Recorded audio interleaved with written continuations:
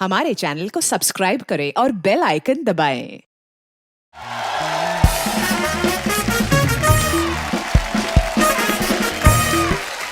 Mahesh sir, आपका बहुत बहुत स्वागत है हमारे शो पे।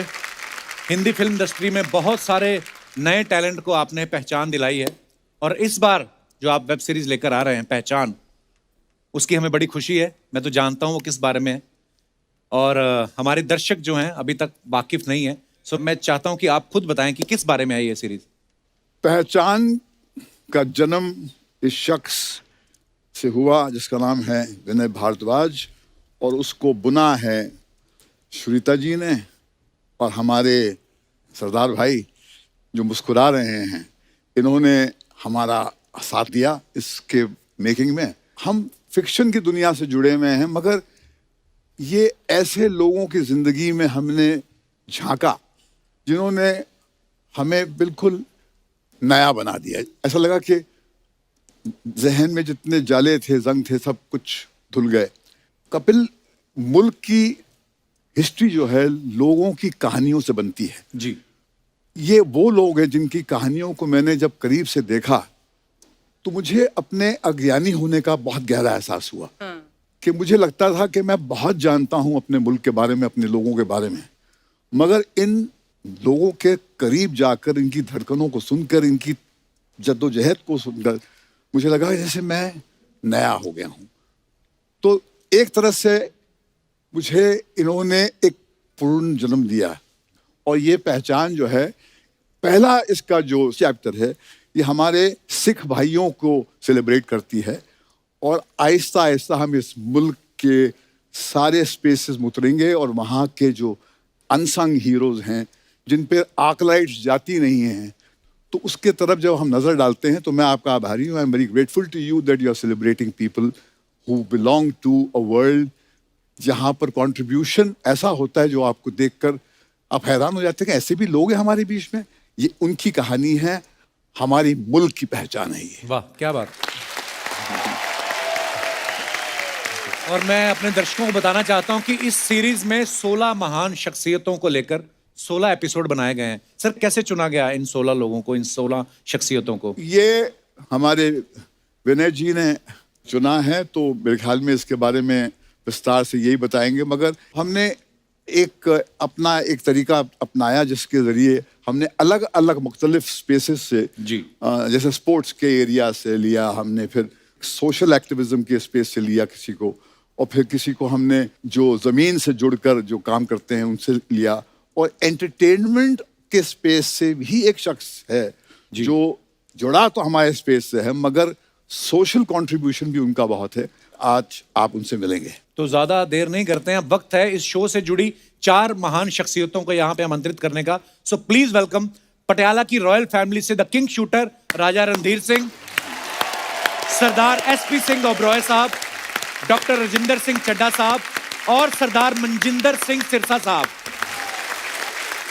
आप सभी का बहुत बहुत स्वागत है हमारे शो में और हमारा सौभाग्य है कि आप आज हमारे शो पे मौजूद है और समाज सेवा के क्षेत्र में जो इन लोगों का, इन हस्तियों का, इन शख्सियतों का जो योगदान है उसके लिए हम सब आपके आभारी हैं। आइए सर, प्लीज विराजमान हो जाइए। तो मैं पहले दर्शकों को बता दूं कि राजा रणधीर सिंह साहब जो हैं ये पहले इंडियन हैं जिन्होंने एशियन गेम्स में शूटिंग के लिए गोल्ड मेडल जीता था। जोरदार तालियां। राय साहब, आप रॉयल फैमिली से हैं, चाहते तो बैठ के आराम से एंजॉय करते, अपनी जगह 2 बंदों को रख लेते कि जाओ तुम शूटिंग करके आओ।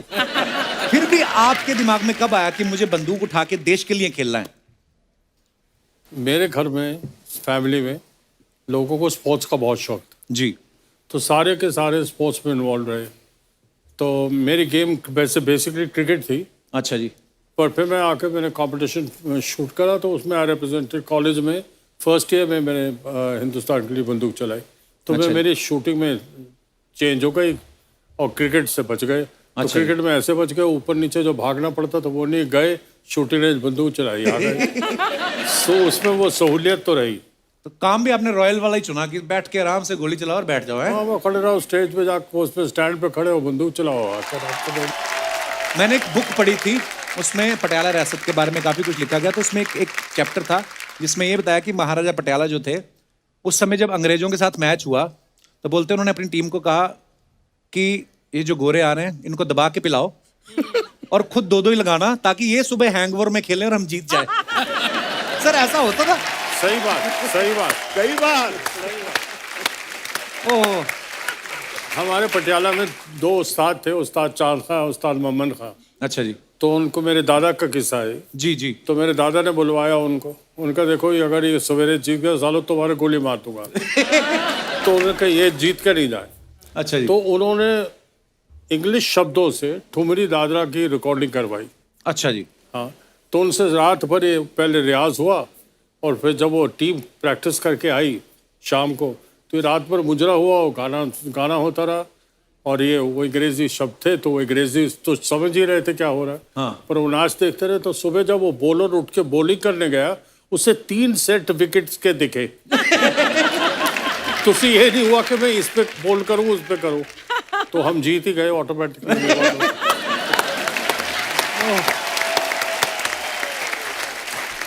वाह। एसपी सिंह साहब, ओबरॉय साहब, सर दुनिया आपको सेवियर सिंह के नाम से बुलाती है। हमने आपके बारे में पढ़ा, आपकी जो अचीवमेंट्स हैं। तो सर मैं चाहता हूं कि आप बताएं कि सेवियर सिंह के नाम से लोग आपको क्यों बुलाते हैं? कपिल जी, जैसे आप सब जानते हो कि एक न्यूज़ आई थी 2010 में कि 17 भारतीयों को एक पाकिस्तानी नागरिक मिशरी खान के कत्ल के केस में फांसी की सज़ा सुना दी गई थी। अच्छा जी। वो केस है मैंने अपने हाथ में लेकर मैंने 3 साल केस लड़ा वो। अच्छा जी। और उन 17 लोगों की फांसी मैंने उस टाइम में $1.4 मिलियन मेरे को अदा करने पड़े। अच्छा जी। और उनकी फांसी माफ़ करके मैं उनको दरबार साहब लेके आया। वाह। उसके बाद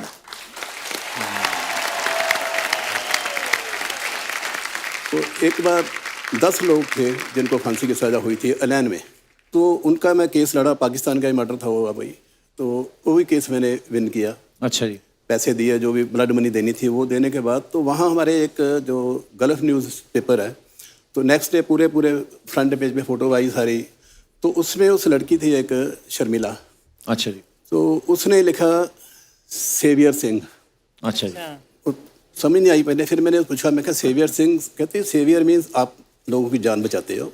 मैं कहा चलो जान तो सिर्फ भगवान बचाता है। एक जरिया बनाया मेरे को कि उन्होंने कि चल भाई आगे हो, ड्यूटी लगती है किसी ना किसी की। बिल्कुल। सो ड्यूटी निभा रहा हूँ मैं। तो उसमें फिर मेरे को बताया, कहते एक अपनी खास चीज़ देखी इसमें। मैं कहा इसीलिए पूछ रहा हूँ। उसने लिखा था सेव करके, उस पर बीच रेड कलर का 10 डाल दिया। अच्छा जी। सेवियर। वाह। तो उसका बन गया सेवियर। एक्चुअली सेव 10 पीपल थे वो। वाह, वो उसने बनाया। क्या बात है। तो जैसे 17 से स्टार्ट हुआ तो आज की डेट में 117 लोगों की फांसी माफ़ हो चुकी है। वाह, क्या और बात है। सबसे बड़ी बात क्या है कि सिर्फ टर्बन से के लिए काम नहीं किया मैंने। हाँ। इसमें हिंदू भी है, मुस्लिम भी है, ईसाई भी हैं। इवन बांग्लादेश के 5 लड़के थे, पाकिस्तान के 16 लड़के थे, जिनकी फिलीपींस फांसी के भी कुछ लोग हैं। फिलीपीन के लेडी वाह। थी, वो थी, श्रीलंका का था। क्या बात है। और हमने ये भी सुना है कि अपनी कमाई का 98% जो हिस्सा है वो ओबरॉय साहब जो हैं वो डोनेट कर चुके हैं ऐसी चैरिटी के लिए। ये बहुत बहुत बड़ी बात है सर। और सर और एक तो आपने इतने सारे लोगों को जो है विदेशी जेलों से बचाया, और उसके अलावा आपकी जो संस्था है या आप किन किन चीज़ों के साथ जुड़े हुए हैं? देखो, एक तो चलो ये हो गया, फांसी की सज़ा माफ़ हुई। दूसरा, हमारे कोई 1000 के ऊपर ऐसे लड़के थे जिनको सज़ा हुई थी 2 महीने, 3 महीने, 4 महीने की, लेकिन 4-4 साल से जेलों में बैठे हुए थे। अच्छा जी। उनके पास पासपोर्ट नहीं थे, उनके पास टिकट के पैसे नहीं थे। फिर मैंने इंडिया गवर्नमेंट के साथ मिलकर इंडियन कॉन्सुलेट, इंडियन एम्बेसी को बोलकर लिस्टें सारी तैयार हुई और पासपोर्ट इन्होंने बना दिए, वाइट पासपोर्ट जिसको बोलते हैं, आउट पास। तो वहाँ मैंने काउंटर खोल दिए थे 2, और वहाँ मेरी इंस्ट्रक्शन थी कि मैं यहाँ हूँ या नहीं। जिस आदमी के पेपर क्लियर हो गए कि ये जा सकता है तो काउंटर पे जाए और मेरे नाम पे टिकट ले ले। एवरी मंथ वे मैं उनको पे कर देता था। तो वो 1000 आदमी वो निकला। क्या बात है सर।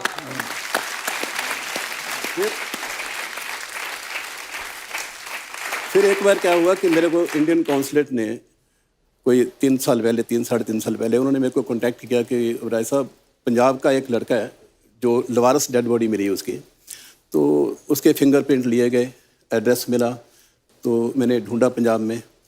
तो उसको फिर मैं टिकट वीज़ा देकर मैं उनको लेके आया शनाख्त कराने के लिए। वो जो सीन था ना, मैं फर्स्ट टाइम गया था कि मोर्चरी में गया अच्छा। जहाँ की 3-3, 4-4 बर्थ हैं और सब डेड बॉडीज पड़ी हुई हैं। पहले दिन तो मेरे को लगा, फर्स्ट टाइम जब मैं देखा कि सब डेड बॉडीज पड़ी हुई हैं तो दिल को कुछ हुआ, लेकिन उसके बाद रूटीन बन गई। तो वो डेड बॉडी लाए, फिर ये काम शुरू हो गया। फिर जिसको किसी की डेथ होती थी तो बोलते थे उबराई को बोलो डेड बॉडी आ जाएगी। अभी आज भी एक डेड बॉडी आई है, तो 309 डेड बॉडीज जो है वो वहाँ से मैं लेके आ चुका हूँ अभी तक। अच्छा जी। डेड बॉडी लाकर फिर उनके घर में जाते हैं, संस्कार किया जाता है। संस्कार करके हम छोड़ते नहीं, फिर उनकी देखते हैं कि फैमिली की क्या कंडीशन क्या है, कि इनका सोर्स ऑफ इनकम क्या है। तो उसके हिसाब से अगर लड़कियां उनकी ज़्यादा और कोई कमाई का साधन नहीं है तो फिर 3 साल की लड़की है या 7 साल की या 8 साल की, तो उनको फिर जो छोटी लड़की है उसको 1 लाख रुपया, बड़ी को 2 लाख 4 लाख, ऐसे उसको 15-20 साल के लिए उसकी FDR करा देते हैं। और साथ में साथ जो विडो हो गई है उसको पेंशन लगा देते हैं। तो जितनी भी आज तक डेड बॉडीज आई हैं सबकी जहाँ पेंशन लगी हुई है, जहाँ उनकी FDR वगैरह हुई है। तो ये जो है दुबई के सर काम क्या सल्यूट है आपको सर, क्या बात है। राजिंदर सिंह चड्ढा साहब, इनके लिए पहले जोरदार तालियां हो जाएं। पैंडेमिक में जब सब लोग अपने अपने घरों में बंद थे, इनकी NGO जो है दिल से सेवा जरूरतमंद लोगों की मदद कर रही थी। सर कितना मुश्किल था आपके लिए या आपकी NGO के लिए, कैसे संभाला आपने उस वक्त को? सर मुश्किल तो नहीं था इतना, बट बेसिकली उसमें सिरसा साहब ने भी मेरे को प्रोत्साहन दिया था जरूरत करने के लिए जी। तो बट मैं फ्रंट में नहीं आता कभी, ना ही मैं उस वक्त भी फ्रंट में ज़्यादा आया था। क्योंकि अगर मैं फ्रंट में आकर किसी को बताऊँ ना मैंने किसी के लिए कुछ किया है, मेरे अंदर अपने आप हीन भावना आ जाती है। तो मैं इस करके ओपनली क्या बताऊँ उसके लिए, कह नहीं सकता उसके बारे में। पर सर जो लोगों की दुआएं मिली ना आपको, और उल्टा मुझे तो ये लगता है कि अगर आप कुछ अच्छा काम करते हो तो ये लोगों के सामने आना चाहिए, बिकॉज बहुत सारे लोग प्रेरित होते हैं। जैसे अगर सिरसा साहब की बात करें तो मैं इनके साथ सोशल मीडिया पे कनेक्टेड हूँ, तो मैं हमेशा सिरसा साहब देखता रहता था जब ये कोरोना का बुरा दौर शुरू हुआ था। बुरा दौर ही कह सकते हैं, बिकॉज वर्ल्ड वाइड पूरे लोग दुखी थे और बहुत सारे ज़रूरतमंद लोगों की सिरसा साहब जो है, इनकी जो टीम है, बहुत हेल्प कर रहे थे। मैं चाहता हूं कि सर आप बताएं आपको उस समय क्या क्या मुश्किलों का सामना करना पड़ा और कैसे आपकी टीम ने ये काम किया? कपिल जी, पहली बात, जिसके नाम के साथ सिख लिखा गया उसको किसी मुश्किल का सामना नहीं करना पड़ा। क्या बात है। वाह। तो परमात्मा जब मुश्किलें खड़ी हो जाती हैं उनको खात्मा करने के लिए तो सिख को भेजता है, तो इसलिए कभी हमें ऐसी सिचुएशन नहीं आई। हाँ, ये जरूर है कि कभी दुनिया में किसी ने कल्पना नहीं की थी, लेकिन ये पहली बार ऐसा हालात थे जब पूरी दुनिया इससे ग्रस्त हो गई और डर इतना ज़्यादा था। आप भी डरते हो गए यकीनी तौर पर कोरोना से? हाँ, अभी भी डर लगता है मेरे को। तो कपिल जी, डर ऐसा था कि एक तो नई बीमारी थी, तो इतना डर और इतना खौफ था। उस खौफ में लोगों को ये मनाना कि हम कुछ करें, ये भी अपने आप में चैलेंज बहुत बड़ा टास्क था। सबसे बड़ा चैलेंज ये था। तो मैं with the grace of God तब दिल्ली सिख गुरुद्वारा मैनेजमेंट कमेटी के मुख्य सेवादार प्रेसिडेंट के रूप में काम कर रहा था, और मेरे लिए चैलेंज इसलिए बड़ा था कि अगर प्रेसिडेंट ही छुप जाएगा तो फिर बाकी क्या करेंगे। बिल्कुल।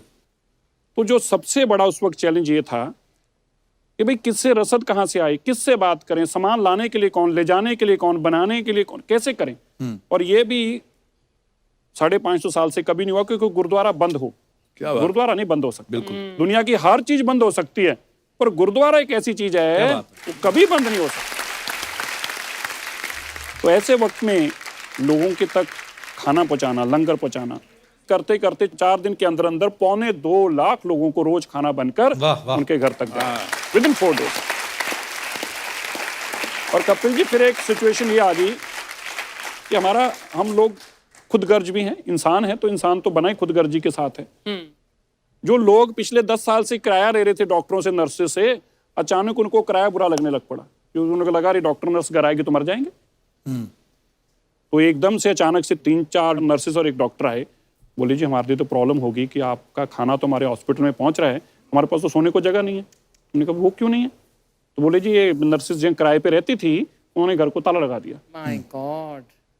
तो फिर हमने उसी दिन 300 अपने कमरे जो हैं डॉक्टर्स के रहने के लिए, हॉस्पिटल के जो स्टाफ था उनके रहने के लिए, नर्सेस के लिए, उनका अलग से खाने का प्रबंध ताकि वो भी इन्फेक्टेड ना हो, और वहाँ पे भी हमारे सेवादार, और लगातार हमने 300 लोगों को एम्स का, सफदरजंग, RML, ये सभी जितने बड़े हॉस्पिटल्स में ट्रीटमेंट हो रहा था उन सब के डॉक्टर और नर्सेस भी हमने संभाले वहाँ। वाह, क्या बात है। सर एक छोटा सा किस्सा याद आ गया मुझे सर कनाडा में एक केस हुआ। केस क्या हुआ कि एक गोरा था, उसने कहीं चोरी कर ली और अदालत में केस गया और जो जज थी वो भी गोरी थी। तो उन्होंने बोला कि क्या चोरी किया? उसने बोला जी मैंने ब्रेड चोरी करी है। अब वहां पे तो आपको पता है इन चीजों के लिए भी केस हो जाते हैं, पकड़ा गया वो।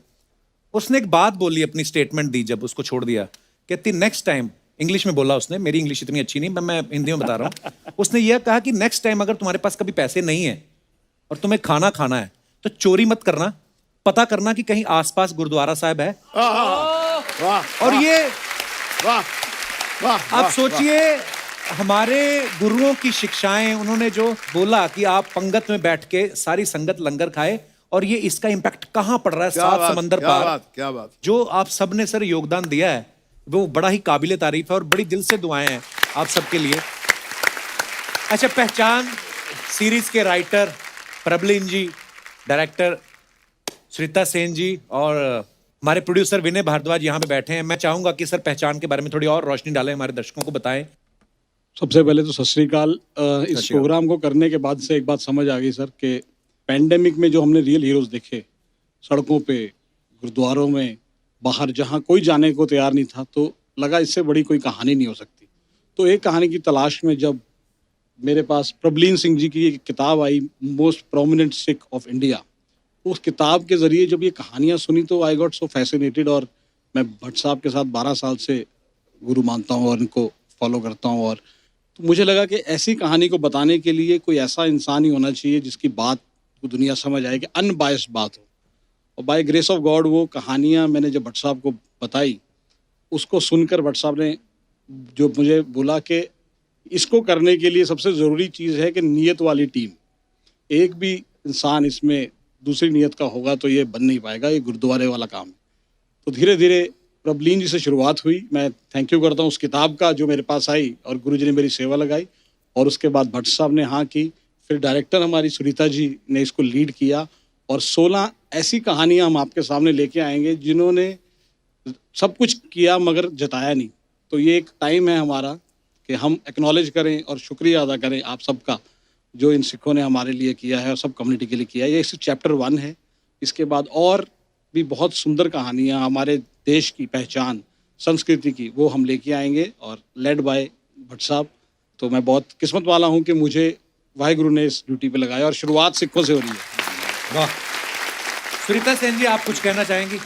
मैं सिर्फ यही कहना चाहती हूँ कि इस शो की सबसे यूनिक बात है कि ये ऑटोमेटिकली मैजिकली कुछ हो रहा है।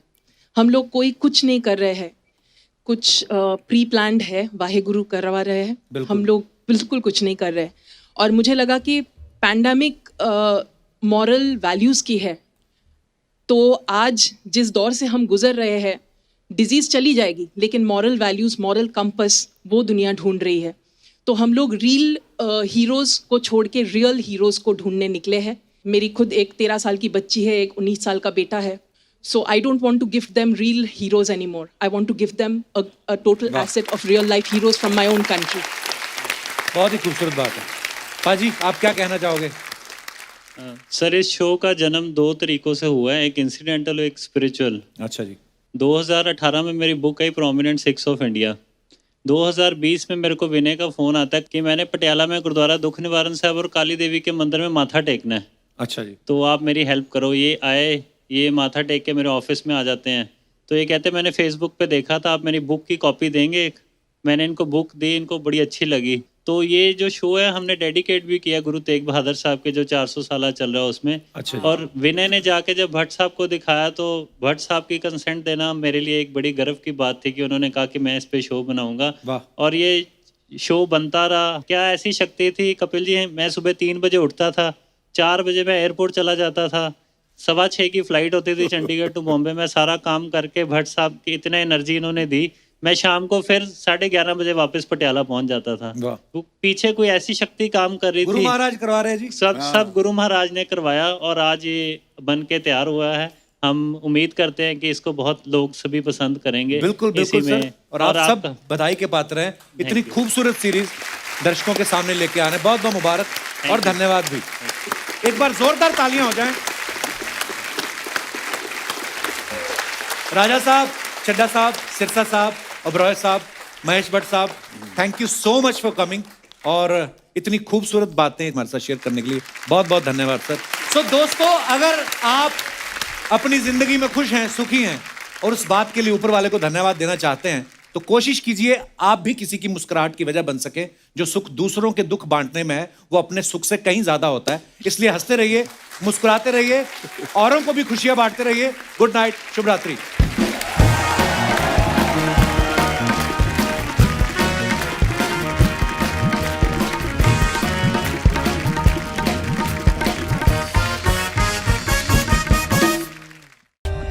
For more updates, subscribe to our channel, click the show links and enjoy watching the videos.